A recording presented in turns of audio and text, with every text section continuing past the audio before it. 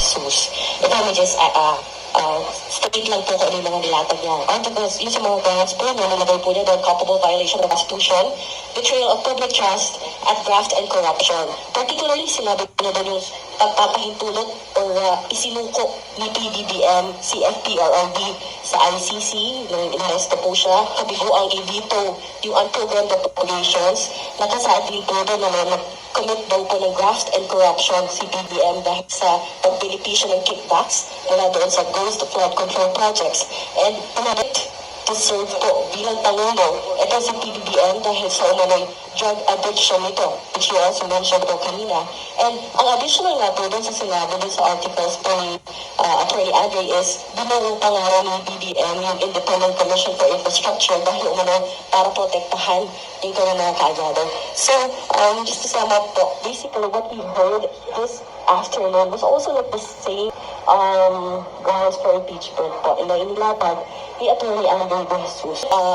I heard yesterday you call it a weak impeachment complaint and you fear na ito po yung may initiate sa Committee on Justice. But it's also the same articles of impeachment po na nilalatag po ninyo ngayon. Your comment po. Yes. Kong.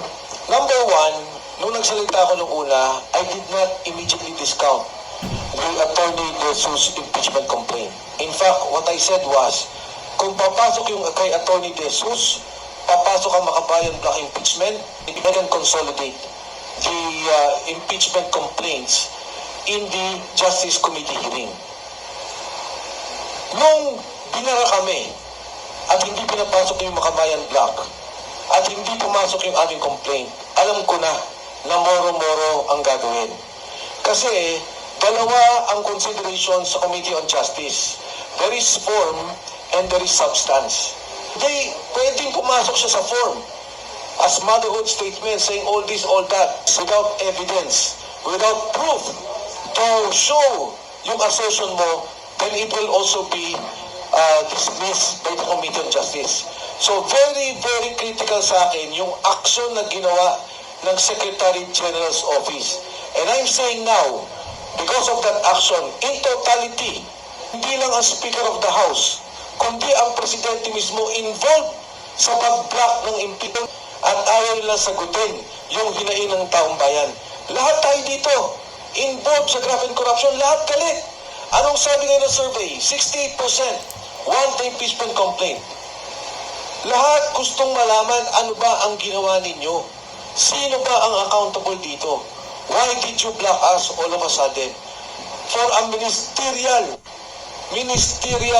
procedure. Pumunta ka ngayon kahit anong opisina dyan sa City Hall, katapat natin.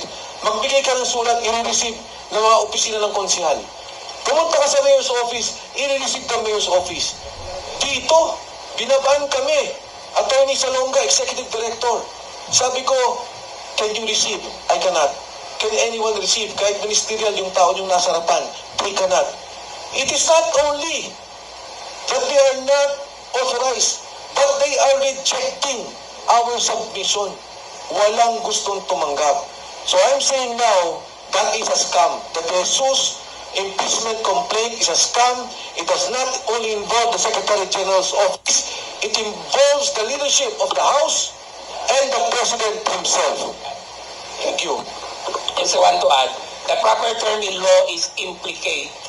It implicates the highest official of the land, the Speaker of the House, the Secretary General, and their cohorts or co-conspirators. This is the first time that this happened. Nung Bautista impeachment, hindi kami blinak. Inaccept ang aming impeachment complaint. Walang sekdyan noon. Ang deputy ang nag-accept ng aming impeachment. Kaya may president sa House. Kaya ang ginawa nila sa amin ay paglagpastangan sa konstitusyon at yun ang magiging mitya ng kanilang additional na pananagutan. I would like to congratulate our people for siding with us. That 68% na accent ng tao sa survey ng Tanjere ay indication na gusto ng karamihan ng Pilipino ng katotohanan. Gusto nila malaman ng katotohanan. Please don't block, Mr. President, the impeachment proceedings para ma-clear ho kayo. Otherwise, magiging mancha po yan sa inyong administrasyon. At baka mapasagot kayo sa ibang paraan. Thank you. Yes, go ahead.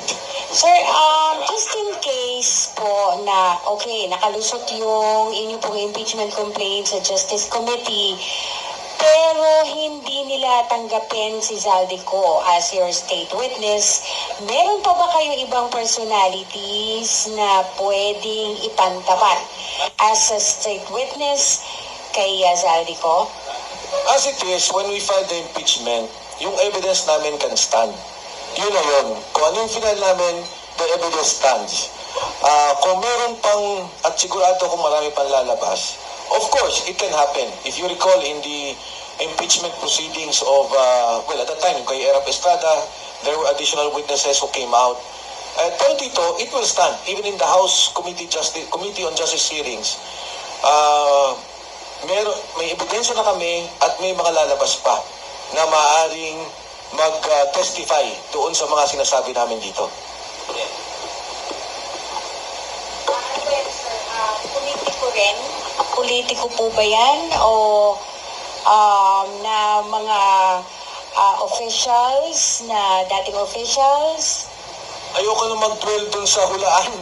Basta sa akin, ang sinabi ko lang is, in particular, kasi si Zaldico, ang main na lumalabas, di ba, on the graft and corruption, that he is willing to be a witness for us.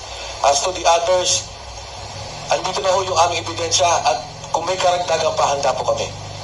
Mayroon pa nga kami papatawag na isang senador na kakampi na nila, pero nung nagpatawag siya ng hearing, galit na galit siya sa smuggling ng sugar, galit na galit siya kay Marcos. Okay. So, hindi ko lang sasabihin ko sino. Senador ngayon, sir, hindi the former. Okay. Basically, the reason why this honorable gentleman, nag-decide sila na mag-file, tapos sumama kami, is because yung mga tao kusang loob na nag-volunteer na magbigay ng mga ebidensya. So, that itself, ang nagsasabi na marami talagang gustong tumulong para malaman ang katotohanan na nangyayari sa nakawan sa Kabanambayan. Yun lang po. Okay po. First of all, again, we would like to thank everyone sa kanila pong pagdalo dito. As we promise, we will discuss per article the charges that we have against President Bongbong Marcos. So sa inyo po lahat, maraming salamat. And of course, we will update you on the action that we will take. Kung ano pong gagawin namin dahil hindi tinanggap yung aming impeachment case. Magandang hapon po sa inyong lahat at mabuhay ang Pilipinas.